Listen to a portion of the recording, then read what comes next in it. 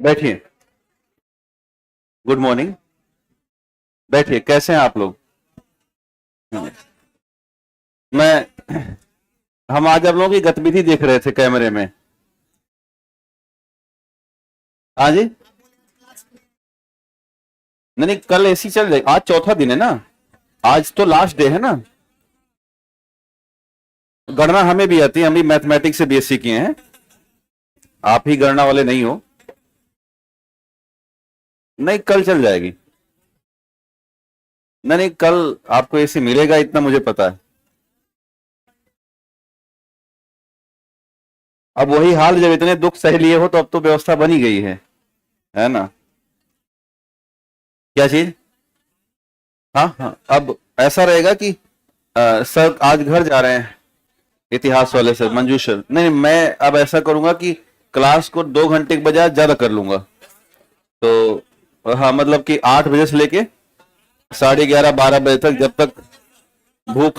हाँ, वही वही, भूख लगने तक। नहीं नहीं, मशीन थोड़ी है यार, वहां भी यही है। हाँ, सैटरडे संडे कोई बंद नहीं रहे कहीं। हाँ, 11 या 11:30, वो मतलब निर्भर करेगा कि क्या चल रहा है। तो 3 साढ़े 3 घंटा अगर हम लोग करेंगे और एसी भी रहा तो अपना जो मटेरियल है वो ठीक। हाँ, संडे क्लास रहेगी। नहीं, कोई ऑफ ऑफ नहीं होता। अब देखो, अब धीरे धीरे हम लोग आपसे हटेंगे, कारण कि समय अब आ रहा है ना कि रिदम से आगे बढ़ा जाए। तो चलिए शुरुआत करते हैं। हम लोग कल बातचीत कर लिए थे, फेफड़े की बनावट को देखा गया था, और हमने देखा था कि इन मुद्दों पर बातचीत करनी है। एक तो था नोज, और दूसरा हिस्सा था फेरिंग्स, और तीसरा था लेरिंग्स, और ट्रेकिया या विंड पाइप। इसके बाद हम लोगों ने ब्रॉन्ची देखा था, और ब्रॉन्ची के बाद और नीचे पहुंच गए थे और हमें लंग्स मिला था, और उसी लंग्स में एल्बियोली यानी कि वायुकोश था। तो कुल जो हमारा रेस्पिरेटरी सिस्टम है वो कुछ इस तरह से बटा है। नसिका के रूप में, दूसरा है ग्रसनी के रूप में, और तीसरा है स्वर यंत्र के तौर पर। चौथा हिस्सा था ब्रॉन्ची, सॉरी, वायुकोश या वायु नली के तौर पर, वायुकोश नहीं, या वात नली हमने कहा था इसे। इसके बाद था श्वसनी वाला हिस्सा, और फिर था फेफड़ा, और इसी फेफड़े में मौजूद क्या है? वायुकोश मौजूद है। तो किसी भी व्यक्ति का जो पूरा, मानव की अगर बात करें तो मानव का कंप्लीट रेस्पिरेशन ऑर्गन कुछ ऐसे हमने कल डिवाइड किया था, और आपने शायद चित्र बना लिया है।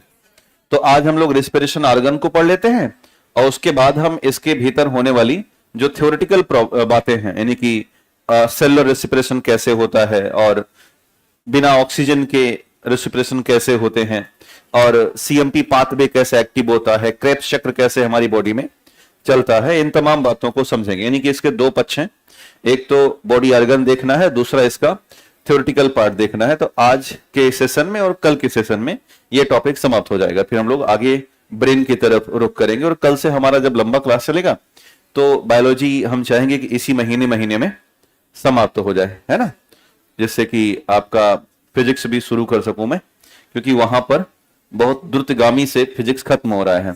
और वहां आज से ही 6 घंटे क्लास चल गई है मेरी, सर की और मेरी दोनों मैंने ले लिया है। हमने कहा किसी को क्या ही बर्दाश्त करेंगे वो। आप नहीं करते हो, और बर्दाश्त क्या है, हमारी क्लास में तो चलता रहता है ऐसे ही। आधा पढ़ाई होती, आधा पूरी पढ़ाई होती, ठीक है। हाँ, मतलब कह रहा है आधा पढ़ाई होती, आधा तो मजाक चलता रहता है ना।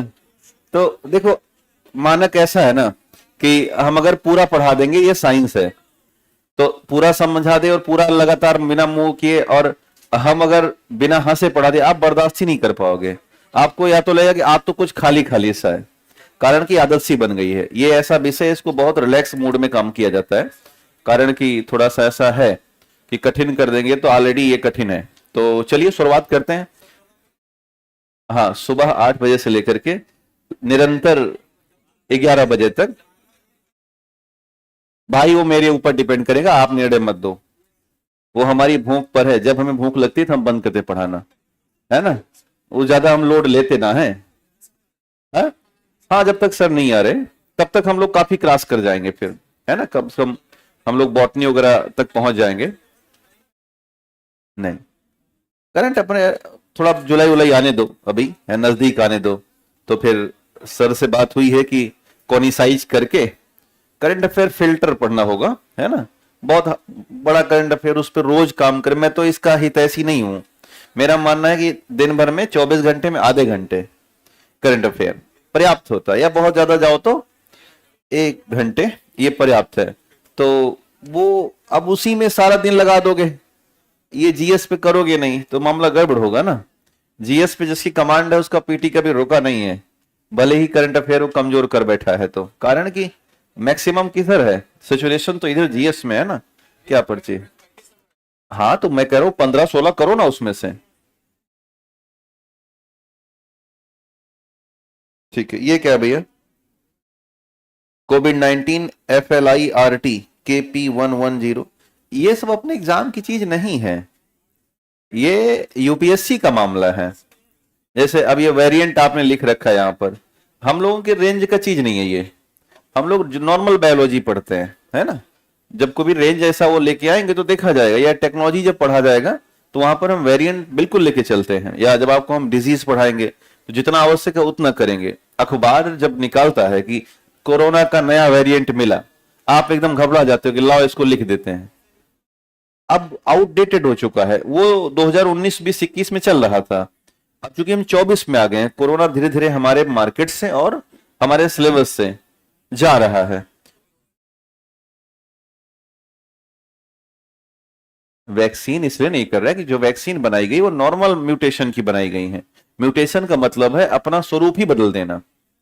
भाई अभी तो खबर आ गई कि कोवैक्सीन भी नुकसान कर रही है, तो जितनी भी वैक्सीन बनी है वो 70%, 60% ही एप्लीकेबल है। और ये तो ऐसा म्यूटेशन कर रहा है कि रह रहे अपना जीवन ही सब बदल देता है पूरा का पूरा। जब वैक्सीन बनाई गई तो उस दिन के लिए बनाई गई थी जैसा कोरोना था, तो इसीलिए वैक्सीन ज्यादा प्रभावकारी कहां है इस पर, है ना। चलिए, वैक्सीन 100% सिक्योरिटी नहीं देती हैं, किसी भी तरह की बीमारी की वैक्सीन। हमारा जो इंटायर इम्यून सिस्टम है वही हमें बचाने की कोशिश करता है। और हम अगर पेट हमारा वजनदार नहीं है, हम थोड़े दुबले पतले हैं, तो कोई बीमारी हमारा कुछ कर नहीं सकती है। ये जो पेट देख रहे हो, यही है सबसे खतरा, जिसका बढ़ा, जैसे मेरा बढ़ रहा है, लगभग बढ़ चुका है ना। अब इसको अंदर करने के मैं रोज सोचता हूं और रोज भूल जाता हूं। हाँ, और शाम को सोते हुए सोचता हूँ सुबह उठूंगा तो इसको मैं कम करूंगा, और सुबह उठता हूं तो कम ही नहीं होता। तो ये पेट बढ़ना बहुत बड़ी खतरे की घंटी है। और दूसरा खतरे की घंटी है सूजन आना। अगर आपके किसी बॉडी पार्ट में स्वेलिंग है तो ये समझ लेना कि या तो किडनी या तो हार्ट, ये सब हमारे काम वाले नहीं रहे अब, तो इनको सुधारने की आवश्यकता है ना। चलिए, तो लिखिएगा पहला, नोज या नसिका, हेडिंग डाल देना नीचे, हेडिंग डाल दीजिएगा। एक पहले हेडिंग डाल दो कि ह्यूमन, कुछ लिखा है कि नहीं आपने, हेडिंग डाला है सर ना। हाँ ठीक है, मानव सुसंतन लिखा है। लिखिए पहला पार्ट, नोज या नसिका, नोज या नसिका लिखिएगा। It is the primary organ of the respiratory system, it is the primary organ of the respiratory system, it is the primary organ of the respiratory system. Nose या नसिका में लिखेगा, it is the primary organ of the respiratory system. Hindi में डाल दीजिएगा कि प्राथमिक अंग है, श्वसन तंत्र का प्राथमिक अंग है, यह श्वसन तंत्र का प्राथमिक अंग है, श्वसन तंत्र का प्राथमिक अंग है। अंग लिखिएगा, which is made with front part, which is made with front part with cartilage, which is made with front part with cartilage, front part with cartilage, and back part with two special bone, and back part with two special bone, and back part with two special bone। Hindi में लिखिएगा, जो कि जो कि अग्रभाग उपस्थि से, जो कि अग्रभाग उपस्थि से और पिछला भाग दो प्रमुख हड्डियों से मिलकर बनी है। अग्रभाग उपस्थि से और पिछला भाग दो प्रमुख हड्डियों से मिलकर बना है। पिछला भाग दो प्रमुख हड्डियों से मिलकर बना है। पिछला भाग दो प्रमुख हड्डियों से मिलकर बना है। अगर आप अपनी नाक को देखेंगे तो आगे वाला हिस्सा थोड़ा फ्लेक्सिबल है, क्योंकि नाक वक्त छिकड़ना होता है या साफ करना होता है तो हड्डी लगा देते तो मुश्किल हो जाता ना। हड्डी लगाते दबाते दबता ही नहीं। रात में नाक वाक तोड़ के सुबह उठते है ना, मान लो करवट लेटे हैं, कहीं लड़ गई नाक, टक से टूट गई, तो इसलिए हड्डी पीछे है। और बिल्कुल उद्दंडता ना करिए, अगर ऐसा करोगे तो हम तुरंत बाहर निकाल देंगे, ठीक है। बिल्कुल बर्दाश्त नहीं है मुझे, ये जो दांत निकाल रहे हो ना, तुरंत बाहर करेंगे 1 सेकंड के अंदर। तो दोनों हिस्सा है, इस चीज को ध्यान देना। पिछला हिस्सा ये हड्डियों से बना है, एक हड्डी इस तरफ और दूसरी हड्डी दूसरी तरफ। तो मिक्सचर किसका है? उपस्थि और अस्थि का है। ये इसलिए है कि अगर पूरा उपस्थि बना दिया जाता तो नाक कमजोर होती, सरकाते इधर उधर सरक के गिर जाती है ना। बीच से ये हड्डी लगा करके हमें सपोर्ट दे रहा है। नीचे एक नोट डाल दीजिएगा, लिखिएगा the main work function of nose, the main work function of nose, the main work function of nose is to receive fresh air from atmosphere, to receive fresh air from atmosphere, to receive fresh air from atmosphere, to receive fresh air from atmosphere and filter them, and filter them with the help of nose hair, and filter them with the help of nose hair, and filter them with the help of nose hair। नाक में बाल होते हैं, वो filter का काम करते हैं, लिखिएगा हिंदी में। लेकिन नाक का मुख्य कार्य हवा को वातावरण से प्राप्त करना और उसे छानना है। हवा को वातावरण से प्राप्त करना और उसे छानना है। हवा को वातावरण से प्राप्त करना और उसे छानना है। हवा को वातावरण से प्राप्त करना और उसे छानना है। एक सिस्टम होता है जिसे हम कहते हैं ऑल्फैक्टरी सिस्टम या सूंघने की क्षमता। तो जो ऑल्फैक्टरी सिस्टम है, बेसिकली इसकी भी शुरुआत कहां से होती है? नाक से होती है। एक तो हम सांस खींच रहे हैं, दूसरा हम गुलाब सूंघते हैं तो नाक के पास ही ले जाएंगे, कभी भी गुलाब कान में नहीं टच कराते हैं, यार ये तो बड़ा महक रहा है ना, ऐसा नहीं करेंगे। लड्डू सूंघना है तो हम कभी भी आंख में नहीं डालते कि लड्डू अच्छा महक रहा है, ऐसा नहीं करेंगे, नाक के पास ले जाएंगे। तो प्राइमरी ऑर्गन ये किसका भी है? ऑल्फैक्टरी सिस्टम का है। तो नोट डाल दीजिएगा, लिखिएगा नोट नंबर 2, देखिए nose is also a primary organ of the olfactory system. क्या हुआ? Nose is also organ of the, nose is also primary organ. पानी कहां गया आपका? आप लोग सुनते नहीं क्यों चीज? पीयूष को बुलाओ।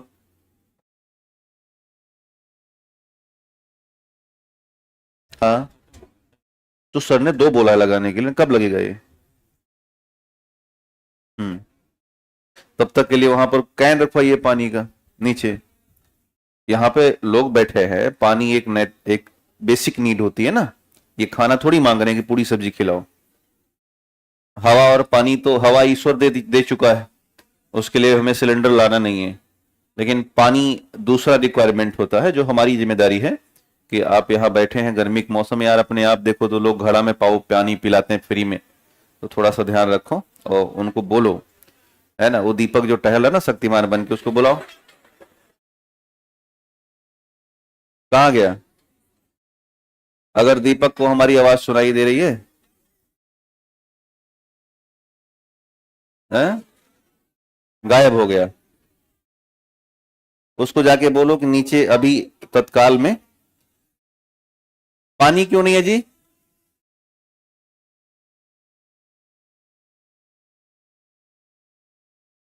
पी गए सब?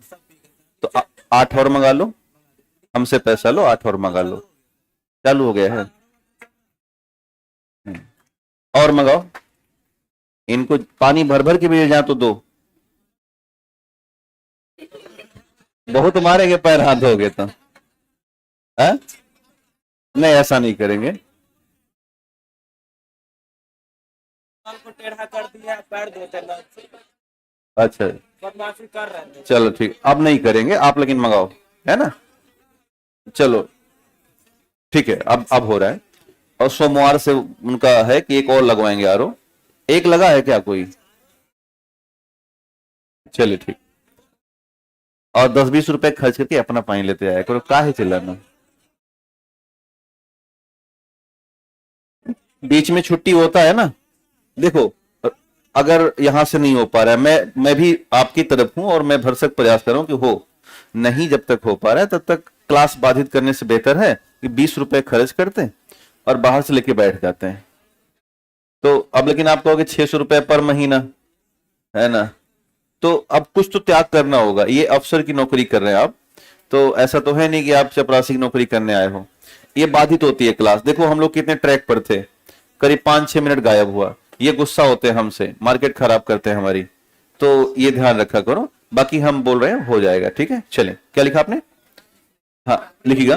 हाँ, अब वही चीज है ना, लिखिए it is also primary primary part of the olfactory system. लिखिएगा nose is a prime also nose is a also primary part of the olfactory system. olfactory system Hindi में लिखिएगा। लिखिए नाक, नाक घ्राण तंत्र की, घ्राण तंत्र, अच्छा ना लिख पाओगे।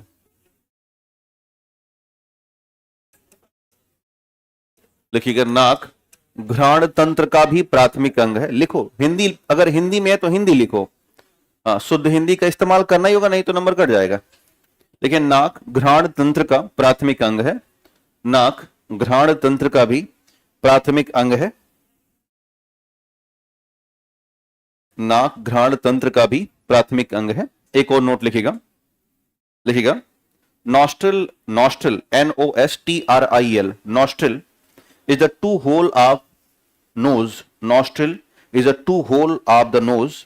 पूछा गया सवाल है कि नसिका के छिद्र को क्या कहा जाता है? Nostril NOSTRIL, nostril is the two hole of nose. लिखिएगा, हिंदी में भी लिखिएगा नॉस्ट्रल NOSTRIL। लिखिएगा नॉस्ट्रल नसिका के दो छिद्र होते हैं। नॉस्ट्रल नसिका के दो छिद्र होते हैं। छींक आना, या इसको बोलते हैं अंग्रेजी में स्नीजिंग। लिखिएगा स्नीजिंग, अगला नोट करते रहो। लिखिएगा sneezing is a reflex action of our body. Sneezing, sneezing is a reflex action of our body. Sneezing या छींक आना शरीर का रिफ्लेक्स एक्शन है। छींक आना शरीर का रिफ्लेक्स एक्शन है। छींक आना शरीर का रिफ्लेक्स एक्शन है। देखिएगा sneezing is a reflex action of our body which is not controlled by self। देखिएगा छींक आना शरीर का एक रिफ्लेक्स एक्शन, अंग्रेजी लिखा करो। हिंदी में भी लिखना है तभी क्या लिखना अंग्रेजी में? रिफ्लेक्स, REFLEX, रिफ्लेक्स एक्शन है जो कि हमारे द्वारा नियंत्रित नहीं होता। छींक रोक सकते हो क्या? संभव नहीं है। आई तो आई। which is not controlled by self, which is not controlled by self। हाँ, देखिए and sneezing also protect from, and sneezing also protect from unwanted particle. Sneezing also protect from unwanted particle, also protect from unwanted particle and infection। Sneezing also protect from unwanted particle and infection in our nose, and infection in our nose। लिखिएगा तथा छींक नसिका में संक्रमण और हानिकारक सूक्ष्म जीवों से बचाव करता है। तथा छींक नसिका में संक्रमण तथा हानिकारक सूक्ष्म जीवों से बचाव करता है। छींक नसिका में संक्रमण तथा हानिकारक सूक्ष्म जीवों से बचाव करता है। नसिका में मौजूद संक्रमण और हानिकारक सूक्ष्म जीवों से बचाव करता है। एक एक पार्ट होता है नजोला क्रिमल डक्ट और एक ट्यूब है जो कि कनेक्टेड है आईज टू नोज। कुछ लोग देखो तो जब रोते हैं तो आंसू नाक से बहते हैं। अक्सर गांव में महिलाओं के साथ ऐसा होता है, जहां रोई तुरंत अरे भाई हाँ, और उसके बाद बह रहा है आंसू, यहाँ पहुंच कहाँ रही हैं, नाक। तो अक्सर ऐसा देखा होगा आपने। तो बेसिकली वो नजोला क्रमल डक्ट एक ट्यूब है जो कि कनेक्ट करता है आईज टू नोज। तो लिख दीजिएगा, अगला नोट लिखिएगा, nasolacrimal duct is a special tube. अंग्रेजी में लिखिएगा, nasolacrimal duct is a special tube. Nasola cremal duct is a special tube which carry the tears from lacrimal gland to nasal cavity. Which carry the tear from lacrimal gland. Lacrimal gland is the responsible for tear. Which carry the tear from lacrimal gland to nasal cavity. हाँ, lacrimal gland to nasal cavity. lacrimal gland to nasal cavity Hindi में लिखिएगा। नजोला क्रिमल duct एक tube है। नजोला क्रिमल duct, ये तो अंग्रेजी में लिखना ही होगा आपको। नजोला क्रिमल डक्ट एक ट्यूब है जो कि आंसू को लैक्राइमल ग्रंथि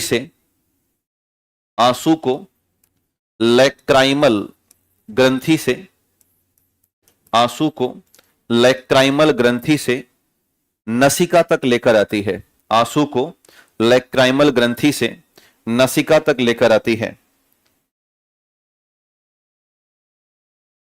आंसू को लैक्राइमल ग्रंथि से नसिका तक लेकर आती है। तो नजोला क्रिमल डक्ट इंफॉर्मेशन मिल गया। ध्यान देना, ये सब पूछी गई चीजें हैं। एक और नोट डालिएगा, लिखिएगा, inflammation in mucus membrane, inflammation यानी सूजन, ये आंख में होते हैं। जो आपका लैक्राइमल ग्लैंड है ना, उसकी चर्चा कर रहे हो। जब आंख का अध्ययन हम लोग करेंगे तो वहां दिखेंगी ये। अभी ये जान लेना कि आंसू निकलने के लिए कौन सी ग्लैंड है, लैक्राइमल, जो कि एक्टिव होती हैं आफ्टर 6 मंथ टू बर्थ, जन्म के 6 महीने बाद। इसलिए कभी बच्चा, छोटका बच्चा पे पे करता रोता है लेकिन आंसू नहीं गिरते, देखा है ना। जितना भी चुटकी काटो, रोवाओ, उसको चिल्लाओ, खाली ए करेगा, आंख से कोई टेंशन नहीं उसको। इसका रीजन है, उसको इसलिए बनाया गया है कि अनएक्टिव कर दिया गया है कि अगर बच्चा रोया और आंसू गिर गया तो माँ के दुग्ध उत्पादन पर असर पड़ता है। माँ चूंकि अभी गाय वाय भैया जब बच्चा देती है, उसका बच्चा खाली ज्यादा नहीं, हल्का पीछे बांध दो, गैया खुंटवा तुरा लेती है, भों भों करेगी जल्दी से। देखा है गांव में, घर में देखो। और वही बच्चों 1 महीना बाद आप चाहे जहां ले जाओ, वो टेंशन फ्री हो जाती है। तो तत्काल बड़ी भावनाएं होती हैं माँ के पास। पुरुषों, खास करके इंसानों में भी यही है कि माँ अगर तत्काल बच्चे को जन्म दी है तो शुरुआती 3, 4, 5 महीने बहुत सेंसिटिव होती है बच्चों को लेकर के। वो किसी को देना नहीं चाहती, मतलब बहुत ज्यादा मुश्किल से देगी तो मौसी को देगी, बाकी हाँ मौसी बुआ को नहीं देना चाहती है। ये सारा भावनात्मक खेल है। या पिताजी थोड़ा बहुत अगर ले लिए तो बच्चा, वो बच्चे की तरफ से है। और मौसी तो बदमाश होती है, जान ही रहे हो। अल्ट्रा लेवल की बदमाश जीवन में कोई है तो बच्चे के वो मौसी हैं। शुरुआत 6-7 महीना उसको ऐसा सिखाती हैं, काट, दांत जहां आया नीचे के दो, कहेंगे ले काट, और जब काट, और 6-7 महीना मौसी गायब। उसके बाद तो कब तक मौसी रहेंगी? लंबा समय मौसी को रखना उचित भी नहीं है है ना, मौसी भेज दिया जाएगा, जाओ। तो अब बच्चा तो कटहा हो गया है ना भाई, लंबे समय मौसी कैसे रह सकती हैं, मौसियां भी तो है तो बच्चा हो गया कटहा। हाँ? और 1 साल बाद अगर वो काटेगा तो घर वाले बहुत मारते हैं, थप्पड़ पागल कहीं का। तो बच्चे के साथ एक कॉन्सेप्ट है। तो 6 महीने आंसू ना आना वो एक फीलिंग है, एक भावनात्मक मामला है, जिससे कि माँ बच्चे के प्रति बहुत ज्यादा परेशान ना रहे, घबराए नहीं, है ना। सारा खेल वही है जो इंसानों में है, वही जानवरों में है। बस हम थोड़े सभ्य से हो गए, क्या हमने अपने आप को इंसान कहना सीख लिया। बाकी हमें और जानवरों में कोई खास अंतर नहीं है, हम तो और असभ्य टाइप के प्राणी हैं। अगर जानवरों की तुलना में देखा जाए तो हम बहुत गंदे लोग हैं। आप बस 6 दिन ना नहाइए भाई साहब, बगल में कोई बैठ जाए तो बताना। और जानवर, गाय वाय महीनों महीने नहीं नहाती हैं, है ना। गाय आमतौर पे गांव वाली कम नहाती हैं, शहर वार में है फर्जी के बैठे हैं तो नहवा देते हैं। अब 5 गाय बांधे हो घर में, कब तक नहवाओगे। अच्छा, गैये जो होती हैं पोखरम नहीं घुसती हैं, उनको धकेलना। अब भैंस तो घुस गई तो निकलने का नाम नहीं लेती। कभी ऐसा हुआ है आपके साथ? इतना गुस्सा आता है, अब मार रहे हैं इधर से ढीला, निकाल कर तो भैंस, हाँ हाँ, फिर खाली काला काला एक दिखता है कुछ उनका, ये वाला ऐसे करी इच्छा है। अब थक हार के वहीं बैठ जाओ कि देवी जी जब बन के निकलना, हम यहीं बैठ रहे हैं। गाय के साथ ऐसा नहीं है। तो लोग जो गाय पालता है, खैर मुद्दे पे आते हैं। तो लिखा आपने, हाँ हिंदी में हो गया ना ये, ठीक है। एक और नोट कीजिएगा, देखिए inflammation, inflammation in mucus layer of nose, inflammation, inflammation double M होगा, inflammation in mucus layer in the nose, mucus layer in the nose is known as sinusitis, is known as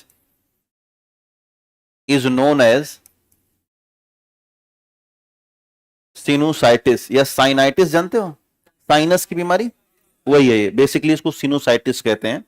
is known as, लिखिएगा, inflammation in mucus membrane in nose, mucus membrane in nose known as sinusitis, या हिंदी भाषा में लिखिएगा, लिखिएगा नसिका, नसिका के mucus membrane में, अंदर में झिल्ली बनी है, नसिका के म्यूकस मेम्ब्रेन में सूजन होने पर, नसिका के म्यूकस मेम्ब्रेन में सूजन होने पर, नसिका के म्यूकस मेम्ब्रेन में, नसिका के म्यूकस मेम्ब्रेन में सूजन होने पर, ये सी नहीं है, यस से कर लेना, नसिका के म्यूकस मेम्ब्रेन में सूजन होने पर, सूजन होने पर सिनुसाइटिस या साइनाइटिस, सिनुसाइटिस या साइनाइटिस की समस्या हो जाती है, सिनुसाइटिस या साइनाइटिस की समस्या हो जाती है, सिनुसाइटिस या साइनाइटिस की समस्या हो जाती है। और इसकी शुरुआत ही स्नोरिंग का लक्षण है, जो खर्राटे मारते हैं। लिखिएगा, snoring is the primary symptoms of sinusitis, snoring is the primary symptoms of the sinusitis, snore करना, SNORING, स्नोर या खर्राटे लेना। अगर खर्राटे आ रहे हैं तो मतलब क्या, कहीं ना कहीं सूजन है नाक में, तभी खर्राटे आ रहे हैं। हाँ, इसकी शुरुआत यानी कि जो सिनुसाइटिस है, इसकी शुरुआत होगी तो क्या आएंगे, खर्राटे। लिखिएगा, इसकी शुरुआत का प्रमुख लक्षण खर्राटा है, इसकी शुरुआत का प्रमुख लक्षण खर्राटा है। एक लास्ट नोट लिखिएगा, लिखिएगा anosmia, ANOSMIA, anosmia, anosmia is the condition, anosmia ANOSMIA is the condition, loss of the sense of smell। लिखिएगा नोट में, anosmia is the condition of loss of sense of smell, anosmia is the condition loss of sense of smell। अब हिंदी में लिखिएगा वही बात, anosmia, Hindi वाले भी anosmia लिखेंगे। लिखिएगा, सूंघने की क्षमता में, सूंघने की क्षमता में कमी, सूंघने की क्षमता में कमी। कुछ लोगों में ऐसा होता है, और ये तब होता है जब साइनाइटिस की समस्या शुरू हो जाती है। फिर चाहे उनको गुलाब दो या कुछ और दो, वो कहेंगे पता नहीं क्या, हमें नहीं पता, है ना। अगल बगल कुछ भी हो रहा है, वो कहेंगे हमें तो ना गंध आ रहा है चाहे बगल में कुछ भी रख दो। हाँ, और सर्दी के समय में लगभग ये होता है। कोविड-19 में भी ऐसा हो गया था कि सूंघने और स्वाद की क्षमता हमारी प्राइमरी सिम्टम्स दिख रहा था कोविड-19 में। इसके बाद हमारा जो दूसरा हिस्सा है वो है फेरिंग्स या ग्रसनी। दूसरा लिखिएगा, फेरिंग्स या ग्रसनी, फेरिंग्स या ग्रसनी, फेरिंग्स या ग्रसनी लिखिएगा। It is the second organ of the respiratory system. It is the second organ of the respiratory system. It is the second organ of the respiratory system. present between nasal cavity and esophagus.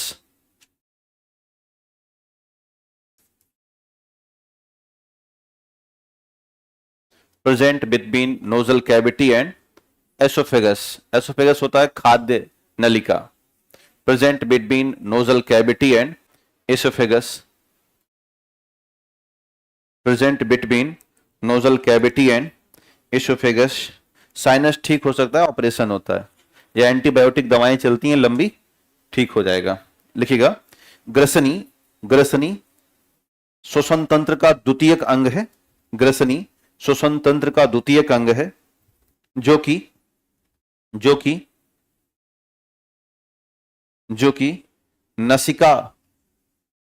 कि नसिका तथा खाद्य नली के बीच में, नसिका तथा खाद्य नली के बीच में, नसिका तथा खाद्य नली के बीच में मौजूद होता है।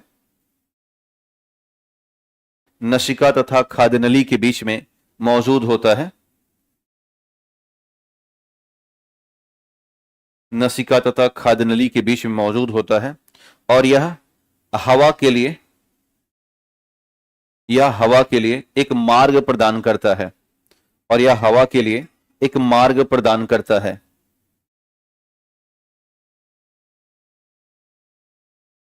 अंग्रेजी भाषा में लिखिएगा। It is the way of air. It is the way of air. It is the way of air. It is the way of air. Way मैंने रास्ता, हवा के लिए क्या है? मार्ग है या रास्ता है। वे, हाँ, वे ऑफ एयर। नोट डाल दीजिएगा। देखिए pharynx is the part of respiratory system. Note डालिएगा। Pharynx is the part of respiratory system and digestion system. Pharynx is the part of respiratory system and also digestive system. Pharynx is the part of respiratory system and also digestive system. Pharynx is the part of respiratory system and also digestive system. Hindi भाषा में लिखिएगा। ग्रसनी श्वसन तंत्र के साथ साथ पाचन तंत्र का भी हिस्सा है। ग्रसनी श्वसन तंत्र के साथ साथ पाचन तंत्र का भी हिस्सा है। ग्रसनी श्वसन तंत्र के साथ साथ पाचन तंत्र का भी हिस्सा है। श्वसन तंत्र के साथ साथ पाचन तंत्र का भी हिस्सा है। पाचन तंत्र का भी हिस्सा है। अब इसके बाद अगला है लैरिंग्स या स्वर यंत्र। अपने फिगर में लोकेशन जरूर देखते रहिए। देखिएगा, लैरिंग्स या स्वर यंत्र, अपने फिगर में लोकेशन जरूर देखिएगा। दिखा? तो जब आप नीचे आ गए थे तो यहां एक बॉक्स नुमा रचना दिख रही है और इसके बाद से एक सर्कुलर रचना निकल गई और फिर ये आगे चल करके दो भागों में डिवाइड हो रहा है और यही डिवीजन अब एक नया व्यवस्था या लंग्स उत्पन्न कर रहा है। तो इसी को हमने कहा लैरिंग्स। अगर हम एक लैरिंग्स की रचना यहां पर बनाएं तो कुछ ये ऐसे होती है और ऊपर से एक ढक्कननुमा आवरण लगा होता है। इस ढक्कननुमा आवरण को कहते हैं एपीग्लॉटिस। क्या बोलेंगे? एपीग्लॉटिस। और ये 3 भागों में डिवाइड होती है कुछ ऐसे, जिसका मध्य भाग बहुत इंपॉर्टेंट है, जिसे हम ग्लॉटिस, क्या बोलेंगे? ग्लॉटिस कहते हैं। और इसी ग्लॉटिस वाले पार्ट में कुछ लाई के थ्रेड वायर पाए जाते हैं जिन्हें हम वोकल कार्ड, क्या बोलेंगे? वोकल कार्ड कहते हैं, या हिंदी में इन्हें हम स्वर यंत्र, क्या बोलेंगे? स्वर कोश क्या कहा जाएगा? स्वर कोश या वोकल कार्ड कहा जाएगा। और इनके ठीक आगे यहां पर एक कार्टिलेज या उपस्थि होती है, जिसे हम थायराइड कार्टिलेज के तौर पर किस नाम जानेंगे? थायराइड कार्टिलेज के नाम से जानते हैं। इसे बेसिक भाषा में एडम्स एप्पल भी कहा जाता है और अपने गांव की भाषा में टेंटुआ कहते हैं। टेंटुआ जानते हो कि टेंटुआ दबा के हम तुम्हें मार देंगे। पुरुषों में टेंटुआ ज्यादा बड़ा होता है, महिलाओं में अगर ज्यादा लंबी महिलाएं नहीं है तो टेंटुआ नहीं होता, या होता है तो बहुत छोटा होता है। जो बच्चियां बड़ी हो जाती हैं, लंबी हो जाती हैं, उनका एडम्स एप्पल भी बड़ा रहता है। नहीं, लंबी बच्चियों में होगा, पक्का होगा। हाँ, और जो बच्चियां थोड़ी छोटी होंगी उनके पास एडम्स एप्पल होता है, लेकिन ज्यादा विजिबल नहीं होता। बिना एडम्स एप्पल के मामला गड़बड़ होगा। तो ये फिगर बनाइए साइड से, स्वर यंत्र का फिगर। ऊपर एक ढक्कन है जिसे हम क्या जानते हैं? एपिग्लॉटिस। हिंदी वाले भी यही लिखेंगे, एपिग्लॉटिस। और ये वाला हिस्सा है, इसे आप हिंदी में ग्लॉटिस कर देना, और आगे एक थायराइड कार्टिलेज लगा देना और उसका नाम मेंशन कर देना, एडम्स एप्पल या टेंटुआ। हाँ जी, वोकल कॉर्ड एक लाइक के वायर है और वो हाँ ग्लॉटिस के पास मौजूद है। अभी बताऊंगा सारा, अभी तो चित्र बना रहा हूं ना। Basically the main functioning of the larynx from vocal cord. Vocal cord ही सब कुछ है हमारा। अरे एक पाइप बना लो और उसके ऊपर ढक्कन लगा दो, और ढक्कन का नाम क्या कर दो? एपिग्लॉटिस। थायराइड, थायराइड ग्लैंड होती है ना, हाँ कार्टिलेज, हाँ थायराइड कार्टिलेज है। एक ग्रंथि होती है ना यहाँ पे, थायराइड ग्लैंड, तो वही ग्रंथि से कनेक्टेड है ये भी। इनका देखो टेंटुआ, एकदम टेंटुआ ही टेंटुआ है ना। बड़ा खतरनाक होता है ये। अगर किसी के दे के दाब दो और ज्यादा नहीं 5 मिनट दाबे रहो, ऊपर की हवा ऊपर, नीचे की हवा नीचे, उसके बाद हाथ पैर पटक के समाप्त हो जाएगा। हाँ, ये ईश्वर ने इसलिए लगाया कि ये बड़ा प्रोटेक्टिव लेयर है। अगर ये नहीं होता तो हवा, मान के चलो मोटरसाइकिल चला रहे हैं तेजी से और टेंटुआ नहीं है, तो इतना तेज हवा लगेगी तो मुंह वो अपने आप ऐसे बजने लगेगा। कभी ऐसे खेल किए हो कि नहीं किए हो? ऐसे दबा ऐसे करते हैं ना लोग, ये बड़ा खतरनाक खेल है, इससे फट जाएगा टेंटुआ, बहुत मुलायम होता है ना। तो ये इसलिए बनाया गया कि आउटर लेयर पर प्रोटेक्शन दिया जाए, खास करके लैरिंग्स को, है ना।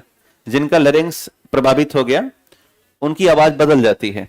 जैसे हम लोगों का लैरिंग्स हर महीने जांच करवाते रहते हैं डॉक्टर। एक 8 परमानेंट होता है हमारा गले वाला, वो चेक करता रहता है। सबसे खतरा होता है हम लोगों के वोकल कार्ड में गांठ आ जाती है, क्योंकि दिन भर में हम हजारों शब्द बोल रहे होते हैं। इतना थोड़ी इंसान बोलता है जितना हम बोलते हैं। हमारी अम्मा कहती हैं, जैसे कई बार वो फोन कर लेती हैं यहाँ पे, तो वो कभी भी फोन करी हम उठा लेते हैं, चाहे जिस भी स्थिति में हो, क्लास में हो या घर पे हो, तो हम उनको रोकते नहीं, क्योंकि वो और सीधा वीडियो कॉल करती हैं, नॉर्मल फोन नहीं करती। तो जैसे मैं उठा कर रख दूंगा तो ये दिख जाता है ऊपर, तो जान जाती है कि हाँ क्लास में है, या आवाज आ जाती है। शाम को कई बार कहते हैं बहुत थक जाते हो क्या? हमने कहा नहीं, आपकी ही माइटोकॉन्ड्रिया है, कहाँ से थकेंगे, है ना। तो बस आप खुश रहो, जब आप प्रसन्न रहोगे तो हमें उसका भाव मिलता रहेगा, है ना। तो कभी भी अगर अम्मा बाबू का फोन आए तो इग्नोर मत किया करो, कभी की मत, ईश्वर माफ नहीं करेगा। नहीं तो आप यहाँ भी रहो, क्लास में रहो, तो उठा के रख दो, तो मेरी आवाज तो सुनाई देती हुई क्लास में गूंजेगी। यही करते हो ना। और अगर ऐसा वैसा कोई फोन आए तो नीचे मुड़ी के वो यही करते हो ना। अगर माता पिता का है तो बोल दिया करो कि अभी अम्मा भी कर रहे हैं, थोड़ी देर बाद अभी पढ़ रहे हैं, वो तुरंत काट देंगी। और वो जो ऐसा वैसा वो बहुत बदमाश है। आप ये भी को क्लास में तब भी बोलो कह रहा है तुम क्लास में हो तो मेरा फोन काट दोगे, मेरी इतनी ही अहमियत है रमेश तुम्हारी नजर में। अब समस्या है ना, वही हाल है कि बाबू आज बात नहीं कर सकता। क्यों? क्योंकि लड़का लड़का एक तरफ सो रहा है, लड़का लड़का एक तरफ कि फुफ्फा मौसिया चाचा सब एक ही कमरे में लेटे हैं, वहीं हम भी लेट गए हैं। बाबू आज सॉरी, आज बात नहीं कर पाएंगे। कह ना, यही तो तुम्हारी परीक्षा है, हमें किस लेके दिखाओ। अब बेचारा बच्चा पागल हुआ है, हैं? भाई अक्सर हमारे यहाँ शादियों में ऐसा होता है कि महिलाएं महिलाएं एक भाई चला यार, मर जाएंगे बच्चे हमारे, हैं? गए हैं चलाने।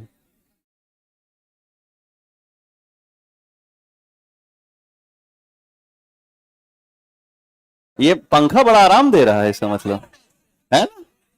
हाँ, नहीं तो जलबिन मछली हो जाएंगे हम लोग। हाँ,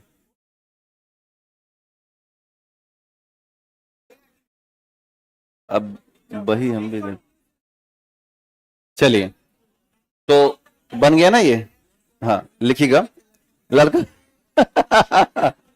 अक्सर शादियों में ऐसा होता है कि बहुत सी महिलाएं आ जाती हैं घर में, तो उनको ऐसे नीचे बिछा के लाइन से वो सब उसी पे लेट जाते हैं, और लड़का लड़का एक तरफ और लड़का लड़का एक तरफ, अब उसी में परेशान है कि बाबू आज बात नहीं कर पाएंगे, नहीं आज ही करना है तुम्हें मुझसे बात, नहीं तो फिर मतलब क्या निकला, है ना। आज तुम्हें यह दिखाना है कि तुम हमारे लिए कितने महत्वपूर्ण हो। तो अब ऐसी स्थिति में ब्लॉक मारो तुरंत, अगर जाओ भाड़ में, है ना। आज लड़का लड़का एक तरफ सोएगा और लड़की लड़की एक तरफ सोएगी। चलिए, तो हाँ चलिए आगे बढ़ लेते हैं। लिखिएगा वोकल कार्ड।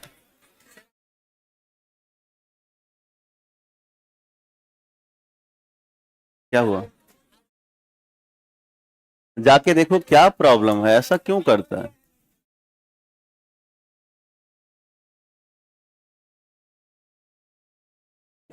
इसमें क्या ही पढ़ाया जाए।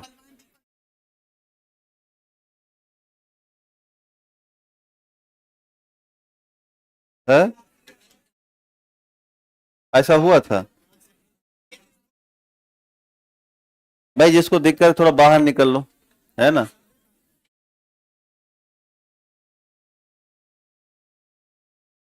मत ही दो इसको।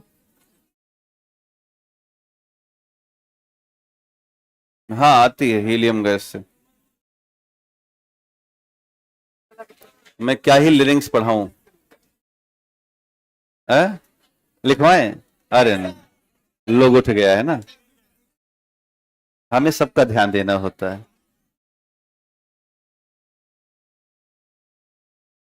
क्लास को डिस्टर्ब ये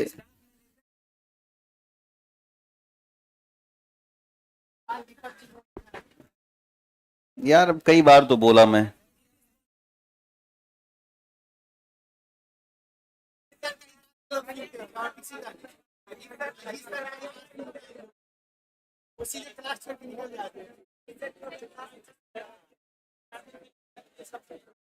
नहीं, क्लास छोड़ना अच्छी तरीका नहीं है ना। अब अगर अगर मैं इस तरह से उद्दंडता करूंगा तो फिर आप पर क्या गुजरेगी। नहीं, चलिए हो गया, लौट आओ भाई, जहां जहां से सांसद उठे हैं लौट आए। अपनी अपनी सीट ग्रहण करें कृपया आप लोग, कार्यवाही को आगे बढ़ाया जाए। लिखिएगा लिखिएगा larynx, larynx is a voice box. लिखिएगा larynx is a voice box. Larynx is a voice box which help in breathe and make a sound, which help in breathe and make a sound. Larynx is a voice box which help, क्या नहीं आप खा लो, which help, लिखे larynx is a voice box which help in breathe and make a sound, which help in breathe and make a sound। Hindi में लिखिएगा, लिखिए स्वर यंत्र एक स्वर बॉक्स है या आवाज बॉक्स है। स्वर यंत्र एक आवाज बॉक्स या स्वर बॉक्स है जो कि सांस लेने और आवाज निकालने में मदद करता है, जो कि सांस लेने और आवाज निकालने में मदद करता है। सांस लेने और आवाज निकालने में मदद करता है। सांस लेने और आवाज निकालने में, मतलब आपसे ऑप्शन पूछेगा क्या स्वरकोश केवल आवाज निकालता है या सांस लेने में मदद करता है, तो दोनों काम करेगा, ब्रीथ में भी और साउंड में भी, दोनों में लिखिएगा। नोट नंबर 1 लिखिएगा, लिखिए vocal card present in larynx, vocal cord present in larynx, especially in glottis part, vocal cord present in larynx, सब चित्र के साथ देख के लिखेगा।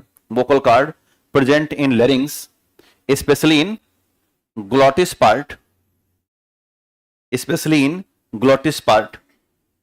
अब हिंदी में लिखेगा, नोट डालिएगा, लिखिएगा स्वरकोश या vocal cord, स्वरकोश या वोकल कार्ड हिंदी में लिखिएगा। नोट नंबर जो भी होगा, स्वरकोश या वोकल कार्ड स्वर यंत्र में मौजूद होता है, स्वर यंत्र में मौजूद होता है, स्वर यंत्र में मौजूद होता है और मुख्य तौर पर ग्लॉटिस हिस्से में, मुख्य तौर पर ग्लॉटिस हिस्से में, मुख्य तौर पर ग्लॉटिस हिस्से में, मुख्य तौर पर ग्लॉटिस हिस्से में, और इसी के कंपन के साथ आगे बढ़ाना, और इसी के कंपन के साथ, और इसी के कंपन के साथ आवाज बाहर निकलती है, यह आवाज उत्पन्न होती है। इसी के कंपन के साथ आवाज उत्पन्न होती है।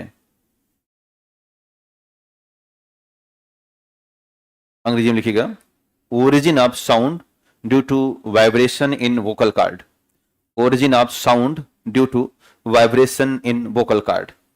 आगे बढ़ाना अंग्रेजी में point, origin of sound due to vibration in vocal cord, origin of sound due to vibration in vocal cord. तो जब भी हम नीचे से बोलने की कोशिश करते हैं, हवा प्रेशर डालेंगे तो क्या कंपन करेगा, वोकल कार्ड में कंपन होगा, और उसी से हम एक साउंड निकालते हैं। उस साउंड को हम अपनी भाषा में कन्वर्ट कर देते हैं, जैसे कि हम अभी हिंदी बोल रहे हैं और थोड़ी देर बाद हम अंग्रेजी भाषा बोलते हैं, जो भी जो जानता है।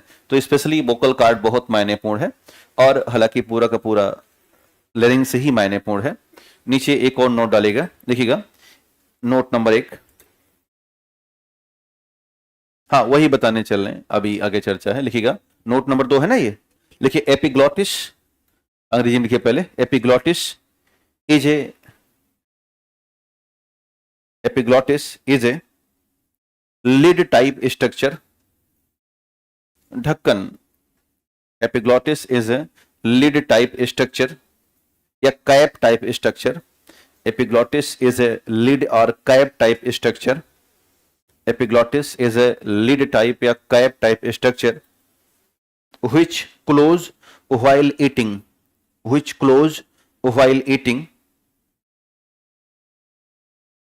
which close while eating and open, which close while eating and open while talking, which close while eating and open while talking, which close while eating and open while talking। लिखिएगा एपिग्लॉटिस, हिंदी में लिखिएगा epiglottis एक ढक्कन नुमा संरचना है, epiglottis एक ढक्कन नुमा संरचना है जो कि भोजन करते समय बंद हो जाता है, जो कि भोजन करते समय बंद हो जाता है और बातचीत करते समय खुल जाता है।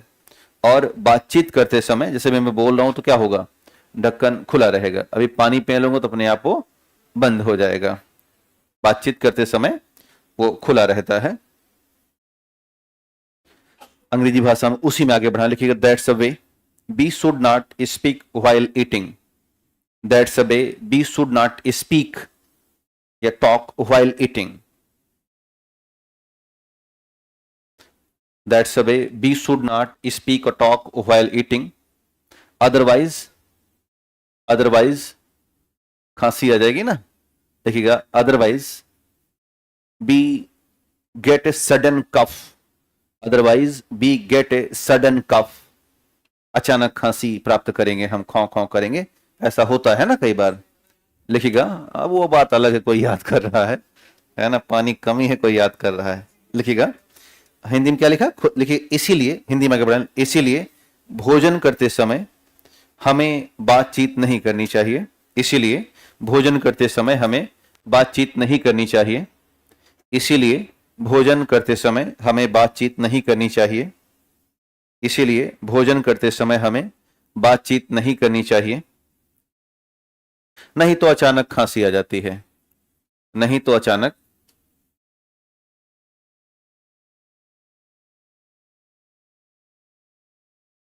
रोशन कुमार करें ऑफलाइन चक्कर में हम लोग बर्बाद। हाँ, तुम्हारा बर्बादी तय है। कैसे कैसे लिखता रहता है मूर्ख कहीं का। नहीं, ये लोग उनके इनके लिए कोई एंटरटेन नहीं है। बर्बाद हो जाएगा, जाओ और मत पढ़ो, जाओ, मजाक समझो। यहाँ आदमी ट्राई कर रहा है, प्रयास कर रहा है। मतलब आपको बताऊं, इन्हीं लोगों के चक्कर में तुम ये शानदार पढ़ाई पा रहे हो, नहीं तो इतनी नौटंकी कोई करता नहीं है। पीपीटी बना के आता है, ऐसे रंग के निकल लेता है। हाँ, यही होता है, और मैं भी यही करूंगा अगर ऐसा पढ़ा दूं तो। ये इन्हीं की देन है कि जो आप इतना आराम से और स्मूथली काम कर पा रहे हो, है ना। तो ऐसा वक्त ही मत किया करो, नहीं ब्लॉक मत करना, बहुत प्यारे हैं हमारे लिए वो। हमारी क्लास में कोई ब्लॉक नहीं होना चाहिए। बौराहा है, हाँ बौराहा तो है यार, बौराहा कहीं का। चले तो हाँ, एक थोड़ा सा कॉन्सेप्ट समझिएगा, देखना कि अगर हम मेन की बात करेंगे, यानी कि पुरुषों की, तो मेन में जो वोकल कार्ड होते हैं, या स्पेशली वोकल कार्ड की बात करें, तो मेन का वोकल कार्ड लगभग 20 mm के आसपास होता है। इसको जो लेंथ है वो कितनी है, 20 mm के आसपास है। और अगर हम वुमेन का वोकल कार्ड चेक करेंगे, तो वुमेन का वोकल कार्ड उतना बड़ा नहीं है, ये 15 mm के आसपास है। और अगर हम चाइल्ड के वोकल कार्ड देखेंगे तो ये और छोटे हैं, और ये 8 से 9 mm के होते हैं, या उससे भी छोटे मिल जाते हैं। यानी कि आप मिट कैसे कह रहे हैं, 8 से 9 mm है। यानी कि आप ये देख पा रहे हैं कि जैसे हम पुरुषों से नीचे आ रहे हैं, हालांकि नीचे मतलब कि अलग अलग वैरायटी में जा रहे हैं इंसानों की, तो उनके वोकल कार्ड की लेंथ में चेंजेज है। इसको बनाइए नीचे, देखिएगा मैन का वोकल कार्ड 20 सेंटीमीटर, मैन का, हाँ सॉरी mm, सेंटीमीटर नहीं, इतना बड़ा वोकल कार्ड हो जाएगा तो गलफड़ा हो जाएगा पूरा। देखिएगा मैन का 20 mm और वुमेन का 15 mm। और चाइल्ड का हालांकि डेफिनेट नहीं होता है, फिर भी हम लोग ऑन एवरेज कर ले रहे हैं, तो ऑन एवरेज 8 से 9 mm का है। अब हम लोग इसको एक फिजिक्स के नियमों पर समझते हैं, और फिर हम आपको आवाज पतली और मोटी होना समझाते हैं। सारा कॉन्सेप्ट यहीं से है। बड़ा वोकल कार्ड पुरुषों के पास है, थोड़ा छोटा महिलाओं के पास है, और बच्चों के पास एकदम छोटा है। देखो बच्चा एकदम ऐसे बोलता है ना कि संगीता कैसी हो, ऐसे बोलेगा। महिलाएं ऐसी कहती हैं ए जी, और पुरुष कहता है क्या है। तो पुरुष की आवाज बड़ी भौड़ी टाइप की है, मोटी भौड़ी, और महिलाओं की आवाज सुरीली और पतली है। तो ये सारा खेल किसका है, वोकल कार्ड का, और वोकल कार्ड की पिच का होता है, जिसे हम तारत्व कहते हैं, है ना। सर जी ORS चाहिए, चक्कर आ रहा है। भाई किसी को ORS दीजिए, है यहाँ पर, दिलवाइए। कहाँ किसको आ रहा है, हाथ उठा लो चक्कर वाले। अच्छा पीछे आ रहा है, ठीक है भाई, एकदम पीछे ORS का पूरा टंकी पहुंचाओ, है ना। आवश्यक हो तभी दिया करो।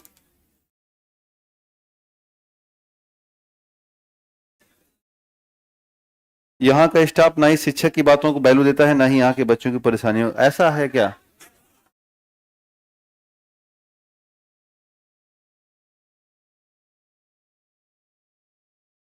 हम तो आपकी बातों को वैल्यू देते हैं ना। तो अब पढ़ो, एक दो दिन क्या करें, हम आपकी देते हैं और आप हमारी दिया करो, यही सामंजस्य है। बाकी उनका उनके हाल पे छोड़ते हैं, 2-3 दिन और देख लेते हैं। हाँ ये हो गया, ठीक। अब ध्यान देना कि जब हम फिजिक्स में जाते हैं तो एक शब्द होता है वेवलेंथ,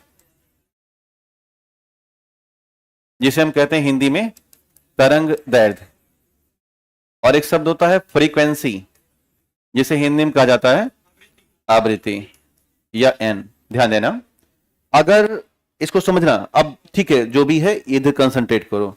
अगर रमेश यहां है और संगीता इस जगह पे है, और अभी रमेश को संगीता के पास जाना है, तो ये है 5 किलोमीटर, कितना है।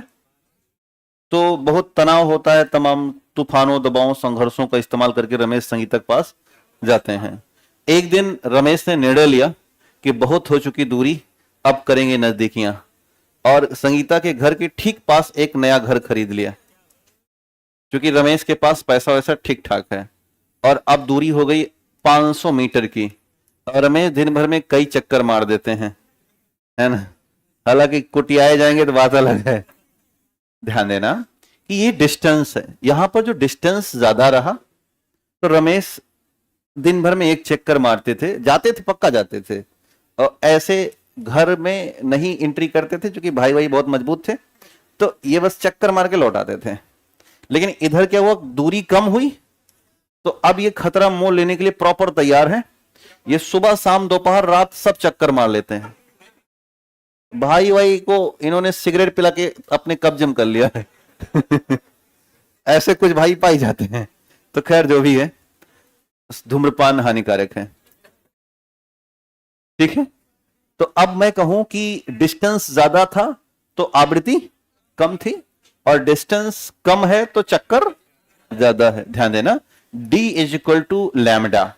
डिस्टेंस, दूरी जो होती है वो तरंग दैर्घ्य के बराबर होती है, यानी कि अगर तरंग दैर्घ्य ज्यादा होगी तो आवृत्ति कम हो जाएगी। ये बात को समझना, यही मैं बताना चाह रहा था। तो ये बात हमेशा ध्यान देना कि आवृत्ति बराबर होता है 1 तरंग दैर्घ्य। क्या होता है? 1 तरंग दैर्घ्य। वहीं पे ये बात लिखिएगा कि आवृत्ति बराबर होगा 1 तरंग दैर्घ्य। वहीं लिखना जहां पे आपने लिखा है, हाँ जो आपने लिखा है लिखिएगा, फ्रीक्वेंसी इक्वल टू 1 वेवलेंथ। अंग्रेजी भाषा वाले अंग्रेजी में इस्तेमाल करेंगे, frequency equal to 1 wavelength. Frequency equal to 1 wavelength, है ना। और इसका अर्थ ये हो गया कि अगर वेवलेंथ ज्यादा है तो फ्रीक्वेंसी कम हो जाएगी। ये भी बना लेना कि वेवलेंथ अगर हाई गई तो फ्रीक्वेंसी डाउन हो जाएगी। और ध्यान देने के बाद कि n इक्वल टू ई होता है, फ्रीक्वेंसी और ऊर्जा दोनों बराबर होते हैं, यानी कि ऊर्जा का संबंध और आवृत्ति का संबंध बराबर माना जाता है। यानी कि जहां पर आवृत्ति कम होगी वहां पर क्या कम हो जाएगा? ऊर्जा भी कम हो जाएगी। तो ये भी बना लेना कि जहां पर आवृत्ति कम है वहां पर, ये आप तब तक याद रखेंगे जब तक आपको नौकरी ना मिल जाए। ये जो फार्मूला हमने बताया ना, टोटल फिजिक्स इसी फार्मूले पर बेस्ड है। फिजिक्स जब पढ़ेंगे तो यही हम आपसे बार बार पूछेंगे, आवृत्ति बढ़ रही है तो क्या घटेगा? तरंग दैर्घ्य घटेगा। आवृत्ति बढ़ेगी तो क्या बढ़ेगा? ऊर्जा बढ़ेगी। ऊर्जा बढ़ जाती है ना। ये बात आप अपने मन में बिठा के रखिए कि वेवलेंथ इंक्रीज किया तो फ्रीक्वेंसी डाउन हो गई। अब आते हैं मुद्दे पर। यहां तक सबको समझ, हाँ भाई समझ में आ गया ना? वंस मोर इसलिए कह रहे हो कि आप ध्यान दे नहीं रहे हो भैया। अगर किसी को आगे आपको नहीं आ रहा है तो इसका मतलब है कि आप सीरियस नहीं हो। नॉन सीरियस कैंडिडेट के लिए कोई वंस मोर नहीं, सॉरी। आइए फिर से एक बार देखते हैं। पैसा दिए हो जाके हल्ला करोगे बाहर। अभी ध्यान देना, फिर से ध्यान देना, जो दूरी है ये अगर ज्यादा होगी तो संगीता का चक्कर कम लगेगा, तो ज्यादा होगी तो आवृत्ति क्या हो जाएगी? चक्कर मतलब होता है आवृत्ति, है ना। जैसे अभी मैं आधे बोर्ड से इतना गया और उतने ही समय में फटाफट लौट आया। अगर हमें पूरा बोर्ड तय करना होगा तो हमें पूरा समय लगेगा, है ना।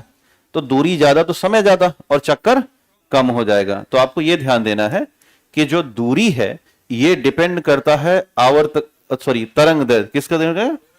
तरंग दैर्घ्य या वेवलेंथ। तो जिसका दूरी ज्यादा होगा उसका क्या ज्यादा होगा? वेवलेंथ ज्यादा होगा।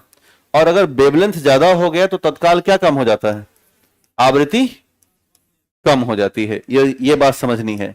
यानी कि जो फार्मूला हमारे पास है वो है n इक्वल टू 1 लैम्डा। क्या है?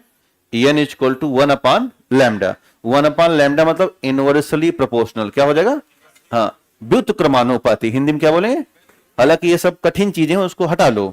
बस मैं जो बता रहा हूं उसको ध्यान रखो कि जो n है, n बढ़ेगा तो लैम्डवा घट जाएगा, यानी दूरिया बढ़ेगी चक्करवा।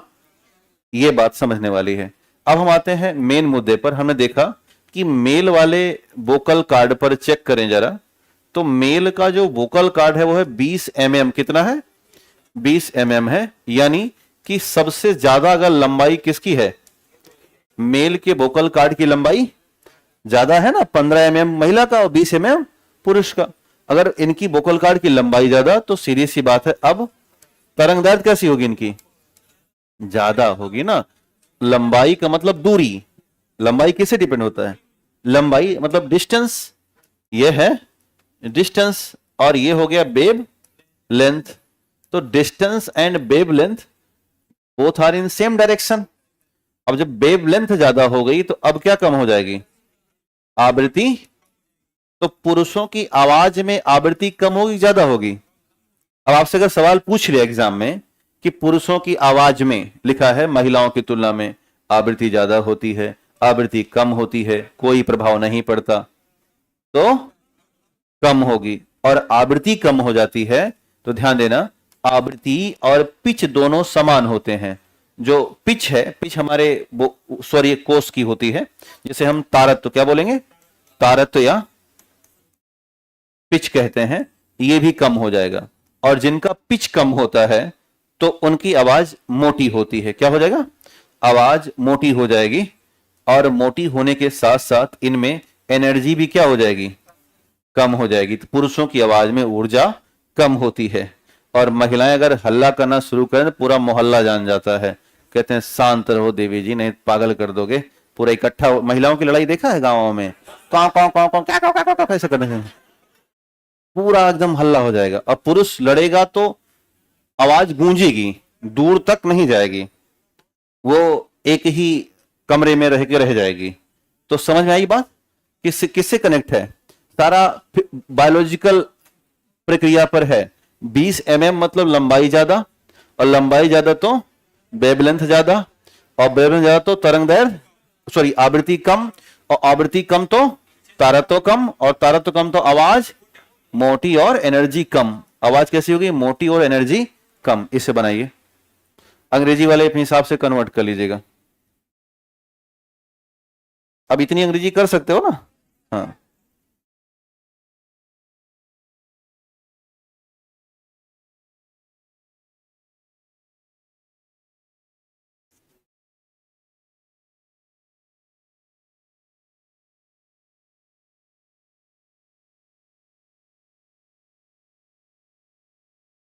बन गया।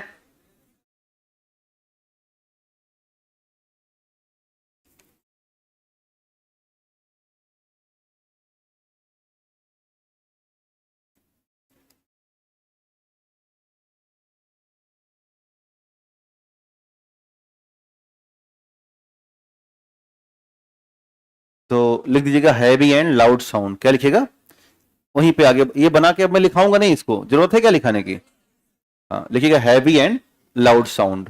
वहीं लिख देना कि due to reason heavy and loud sound, due to reason heavy and loud sound. जो लोग लिखना चाहें वो लिख भी सकते हैं कि पुरुषों का वोकल कार्ड लंबा होता है इसलिए तरंग दैर्ध्य भी ज्यादा होती है।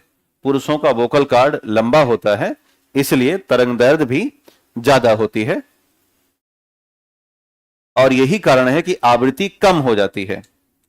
वोकल कार्ड लंबा होता है इसलिए तरंग दैर्ध्य ज्यादा हो जाती है, और यही कारण है कि आवृत्ति कम हो जाती है। आवृत्ति कम हो जाती है और तारत्व भी कम हो जाता है। और यही वजह है कि पुरुषों की आवाज हैवी और लाउड हो जाती है, भारी और भरकम टाइप की हो जाएगी, हल्ला करेगा वो। नहीं, लो पिच, फ्रीक्वेंसी और पिच का सीधा संबंध है। बन गया ये। अब वुमेन का आप कर सकते हो क्या, अगर हम वुमेन में आए तो 15 mm है, वुमेन का तत्काल करिएगा 15 mm, यानी कि लेंथ क्या हो गई, कम हुई, और लेंथ कम हुई तो वेवलेंथ भी कम हुई, और जब वेवलेंथ कम हुई तो आवृत्ति या फ्रीक्वेंसी ज्यादा हो गई, यानी कि एन ज्यादा हुआ। तो महिलाओं की आवाज में आवृत्ति ज्यादा है, और आवृत्ति ज्यादा तो पिच कैसा हो गया, ज्यादा, यानी कि तारत्व ज्यादा हुआ। तो ऐसी स्थिति में स्वीट एंड टिनी साउंड, पतला और मीठा आवाज निकलता है। लिखिएगा स्वीट एंड टिनी साउंड, लिखिएगा स्वीट एंड टिनी साउंड, पतला और मीठा आवाज। स्वीट एंड टिनी साउंड, पतला एंड मीठा आवाज। स्वीट एंड टिनी साउंड, पतला और मीठा आवाज निकल जाएगा। तो अब बच्चे का अपने आप कर सकते हो ना, आवश्यकता नहीं है लिखाने की। तो ये आवाज का पतला होना और भारी होना, आवाज में फ्रीक्वेंसी कैसी है कैसी नहीं है सब जान जाओगे। बच्चों की फ्रीक्वेंसी और ज्यादा होगी कि कम होगी, और ज्यादा होगी, है ना। तो ये बात ध्यान रखनी है। बाकी और बात फिजिक्स में करेंगे हम लोग, यहां तो चूंकि बायोलॉजिकल प्रोसेस था तो हमने बात कर ली। इसके बाद नोट डाल दीजिएगा, देखिए ट्रेकिया या बिंड पाइप। इसके बाद का चित्र अगर आप अपनी कॉपी में देखिए क्या मिलेगा, ट्रैकिया। देखिए नोट में ट्रैकिया और बिंड पाइप, ट्रैकिया और windpipe is made with, trachea और windpipe is made with C type, C type hyaline cartilage, C type, लिखिएगा सी आकार का, जैसे सी अक्षर है ना वैसे लिखिएगा। ट्रैकिया या windpipe is made with C type hyaline cartilage, C type hyaline cartilage, and the main function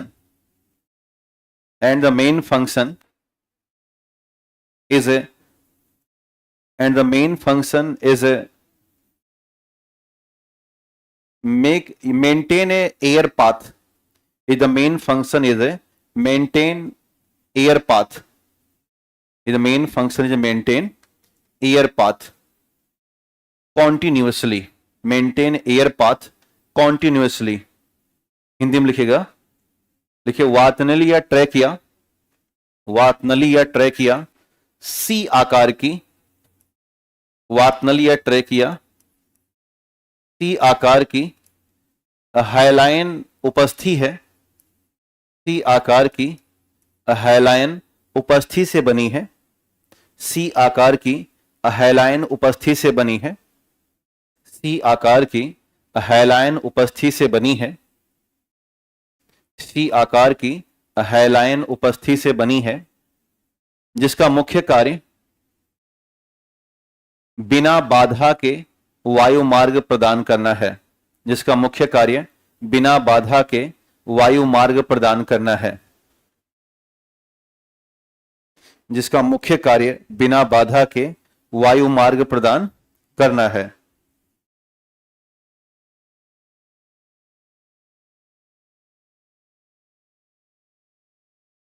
नीचे एक और नोट डालेगा, लिखिए bronchi,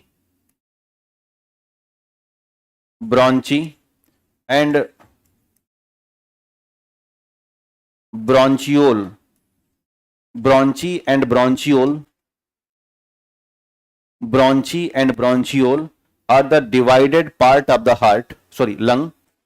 bronchi and bronchiole, bronchi and bronchioles are the divided part of the lungs, bronchi and bronchioles are the divided part of the lungs, and they maintain air presence in the lungs, they maintain air presence in the lungs, they maintain air presence in the lungs। Hindi लिखिएगा, श्वसनी और श्वसनिका, श्वसनी व श्वसनिका, ध्यान देना दो हिस्सों में बटा हुआ वो श्वसनी होगा, और जो अंदर फेफड़े में जाके बटेगा वो श्वसनिका होगा। श्वसनी और श्वसनिका फेफड़े में विभाजित भाग हैं। श्वसनी और श्वसनिका फेफड़े में विभाजित भाग या नलिकाएं हैं, विभाजित भाग या नलिकाएं हैं, जो कि हवा की उपस्थिति को बनाकर रखते हैं, जो कि हवा की उपस्थिति को बनाकर रखते हैं।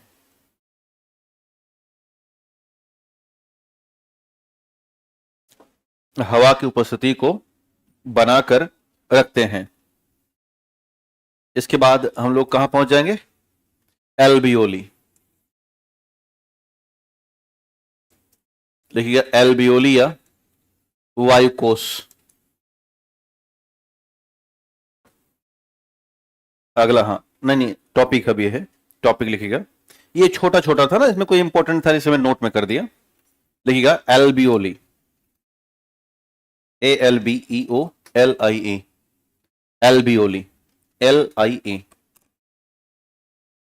लिखिएगा एल्बियोली या वायुकोश।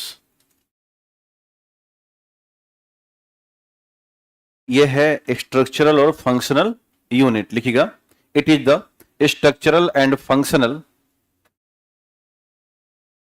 structural and functional structural and functional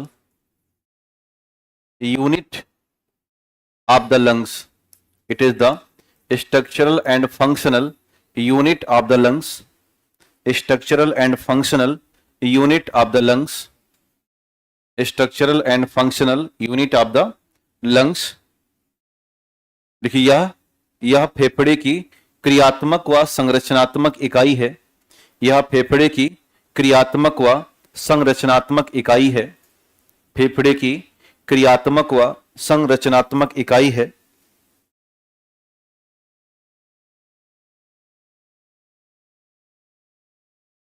अंग्रेजी भाषा में आगे बढ़ाइएगा। लिखिएगा, which is present in millions of number, which is present in millions of number, which is present in millions of number। आगे बढ़ाना उसी में, which is present in millions of number, और ब्रैकेट कर देना 450 millions in pair, in one pair। एक pair में 450 million की पावर संख्या होती है। लिखिएगा, दोनों फेफड़े में कितनी है? दोनों फेफड़ों मिलाकर के ये हैं 450 million. which is present in millions of number, और ब्रैकेट कर देना 450 million in one pair of lung. यानी हिंदी में लिखिएगा, लिखिए जो कि फेफड़े में मिलियंस की संख्या में मौजूद है, जो कि फेफड़े में मिलियंस की संख्या में मौजूद है, जो कि फेफड़े में मिलियंस की संख्या में मौजूद है, और ब्रैकेट कर देना कितना? 450 मिलियन इन टू या in one pair. 450 million in one pair. Main function तो आप समझते हैं, exchange of the O2 and CO2। तो लिख लीजिएगा, मेन फंक्शन ऑफ द एल्बियोली, main function of the एल्बियोली,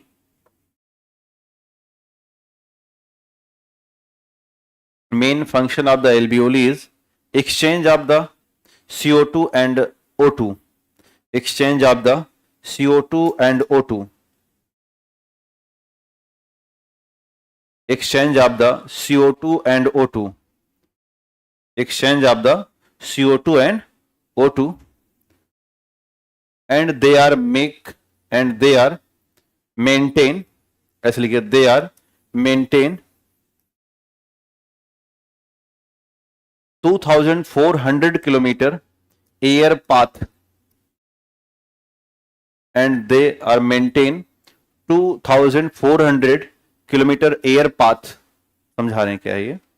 and they are maintain 2400 kilometer air path within lungs।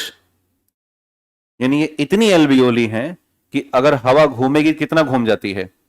2400 kilometre की यात्रा दोनों में कर लेती है। हमारे फेफड़े का जो एल्वियोली की पावर है, संख्या है, उसमें पूरी अगर हवाएं घुमा दी जाए कितना किलोमीटर है? 2400 किलोमीटर का पाथ अरेंज करती हैं। तो आगे बढ़ा देना हिंदी में, काफी दूरी तय करती हैं। नहीं, स्पीड भाई अब इतना भी मत घुसा दो यार, है ना? ऑलरेडी ये डेटा है ऐसा। नीचे लिखिएगा, लिखिए मुख्य कार्य, हिंदी में लिखिएगा, इनका मुख्य कार्य ऑक्सीजन और कार्बन डाइऑक्साइड का आदान प्रदान करना है। इनका मुख्य कार्य ऑक्सीजन और कार्बन डाइऑक्साइड का आदान प्रदान करना है।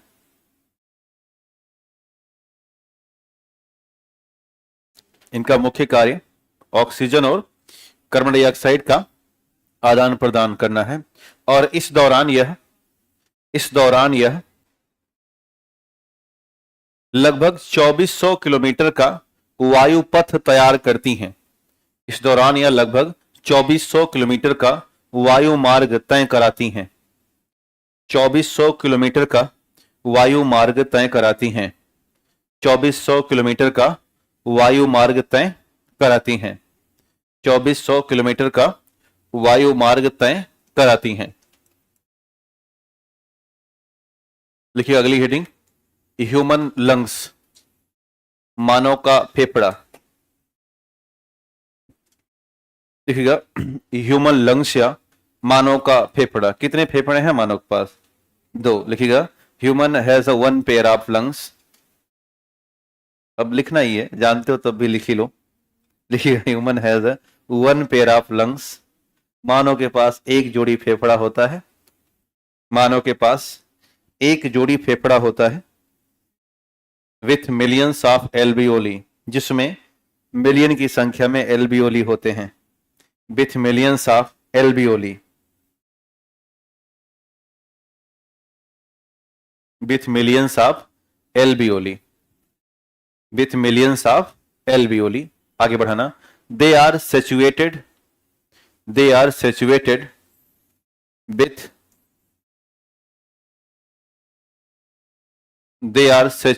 विथ थोरोसिस कैविटी या thoracic cavity. They are situated with thoracic, हाँ दोनों सही है, CIC होता है।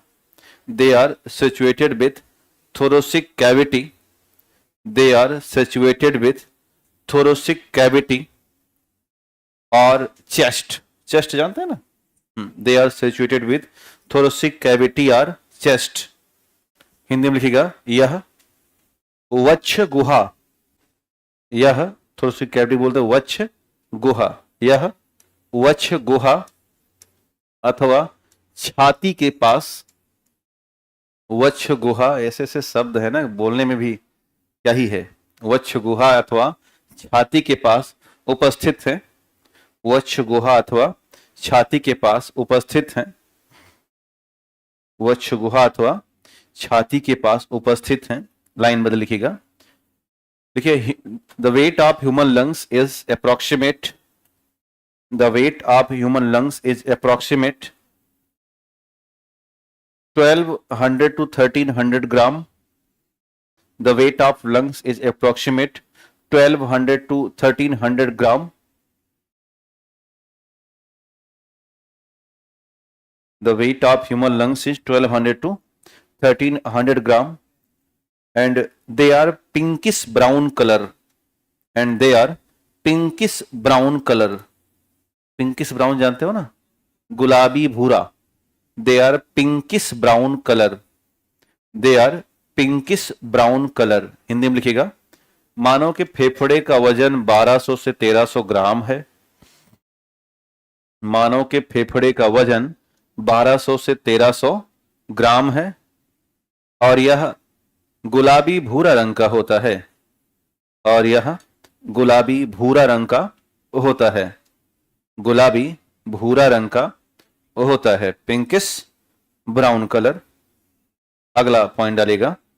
देखिए, the right lung is vigour and heavier. The right lungs is vigour and heavier than left. The right lung is vigour and heavier than left. The right lung is vigour and heavier than left. Hindi में लिखिएगा, दाहिना फेफड़ा बड़ा और भारी होता है।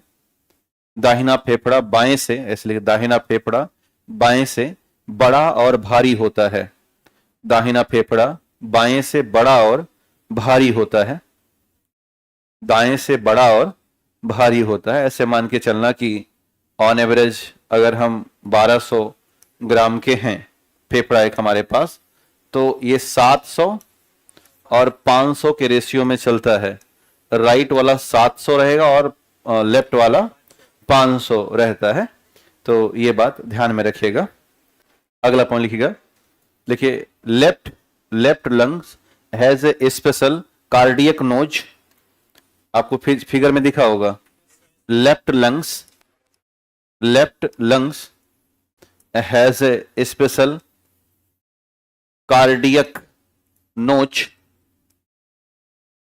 Left lung has a special cardiac notch which is the place of heart, which is the place of heart, जो कि हृदय का स्थान है।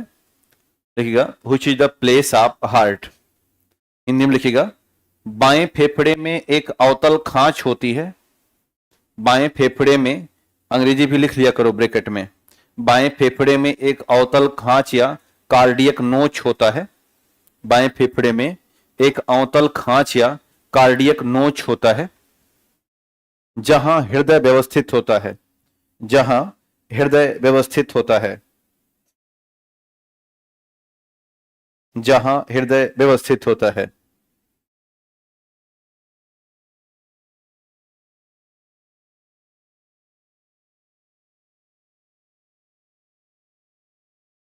एक और नोट डालिएगा, लिखिए deficiency of the vitamin A, deficiency of the vitamin A, deficiency of the vitamin A can stop the development of the human lungs, can stop the development of the human lungs, deficiency of vitamin A can stop the development of the human lungs। Hindi में लिख सकते हैं ना, अब vitamin A की कमी से मानव के फेफड़े का विकास रुक जाता है। विटामिन ए की कमी से मानव के फेफड़े का विकास रुक जाता है। विटामिन ए की कमी से मानव के फेफड़े का विकास रुक जाता है। वहीं कहीं स्टार बना के एक बात लिखिएगा, कई बार सवाल बनाते रहते हैं लोग। हार्ट का वेट कितना था, लिखिएगा, लिखिए हार्ट इक्वल टू 1300 ग्राम का हार्ट लिए घूम रहे हैं। लिखिएगा 350 ग्राम हार्ट का, लिखे दो चार आर्गन के वेट लिखिएगा जरा। लिखिए हार्ट का 350 ग्राम, ये बॉक्स में कर देना है ना, मतलब उसको खाली मत रखना। लिखिएगा हार्ट का। लंग्स कितना है, 1200 से 1300, लिखिएगा लंग्स का, लिखिएगा 1200 से 1300, लंग्स का लिखिए 1200 से 1300। ब्रेन लिखना, ब्रेन 1350 से 1400, ब्रेन लिखिएगा 1350 से 1400 ग्राम, ग्राम में है सारे, 1350 से 1400 ग्राम। लीवर लिखिएगा 1500 से 1600 ग्राम, लीवर लिखिएगा 1500 से 1600 ग्राम। हाँ, लीवर मतलब यकृत होता है। 1500 से 1600 ग्राम। लिखिए किडनी, किडनी मतलब होती है ब्रिक, लिखिएगा 150 ग्राम, किडनी लिखिएगा 150 ग्राम। 150 ग्राम in one, 150 gram in one. ठीक है, तो अब आपसे पूछते हैं वो कि निम्नलिखित में से अंगों में वजन के आधार पर घटता क्रम बताओ और बढ़ता। हाँ, दोनों का मिला के हमने बताया तो अभी ये 500 700 दिखा है ना।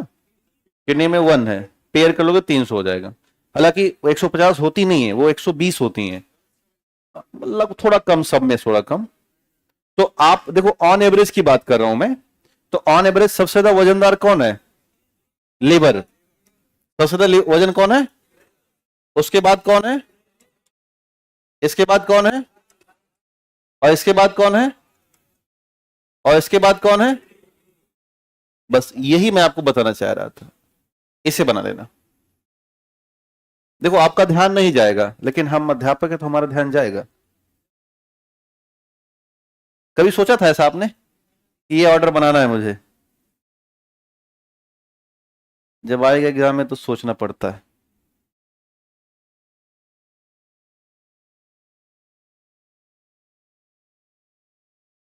मेन तो यही है ना अपने पास। नहीं, बेट मत रखिए, इतना भी ज्यादा याद करने की आवश्यकता नहीं है, बस दिमाग में रखिए कि कौन कितना बड़ा। ऐसे भी याद कर सकते हैं इसको, भाई दिल बीच में है तो छोटा ही होगा ना, फेफड़ा बड़ा सा है तो बड़ा होगा। ये चूंकि भारी भरकम होता है ना, लेबर लगभग 1.5 किलोग्राम के आसपास का है। किडनी 2 छोटी छोटी सी है बेचारी, एकदम सेम की बीज देख रहे हैं, सेम का बीज, वहां उससे थोड़ा सा बड़ा हिस्सा है उनका। तो जैसा उनका हिस्सा वैसा उनका वजन होता है, इस चीज को ध्यान रखिएगा। अब हम लोग चल रहे हैं रेसिप्रेशन के थ्योरी की तरफ। लिखिएगा रेसिप्रेशन सिस्टम एंड थ्योरी, लिखिएगा रेसिप्रेशन सिस्टम एंड थियरी, है ना, सैद्धांतिक भाग, लिखिएगा मानव का श्वसन तंत्र और सैद्धांतिक भाग, मानव का श्वसन तंत्र और सैद्धांतिक भाग। हमें सबको पता है कि जो ब्रीदिंग होती है इसमें दो हिस्से होते हैं, एक हिस्सा होता है इंस्पिरेशन, या इसे हम अंतः श्वसन कहते हैं, जिसे हमने कल इनहेल बताया था, याद है, और एक होता है एक्सपिरेशन,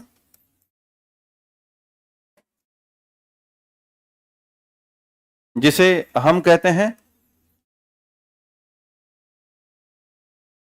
उच्च श्वसन। दो हिस्सों में बांटिएगा, breathing divided into two part.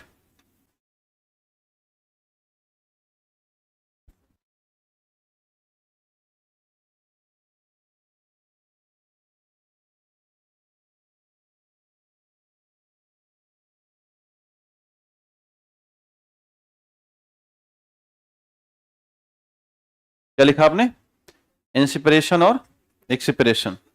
तो ये है जब हम ये करेंगे, और जब हम छोड़ेंगे तो इंस्पिरेशन जब हमने खींचा, यानी कि air from atmosphere to lung, जब हम एटमॉस्फेयर से एयर, और कैसी एयर, ऑक्सीजनेटेड एयर, वो कहां पहुंचा देंगे, लंग्स में पहुंचा देंगे, तो ये कहलाएगा इंस्पिरेशन।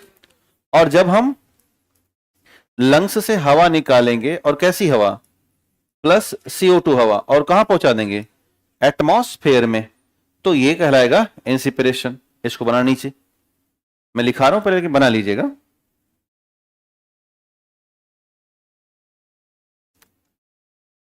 एटमॉस्फेयर से हवा कहां आई, लंग्स में, तो इंस्पिरेशन। और एटमॉस्फेयर से हवा जब लंग्स से एटमॉस्फेयर में गई तो कहलाएगा एक्सपिरेशन।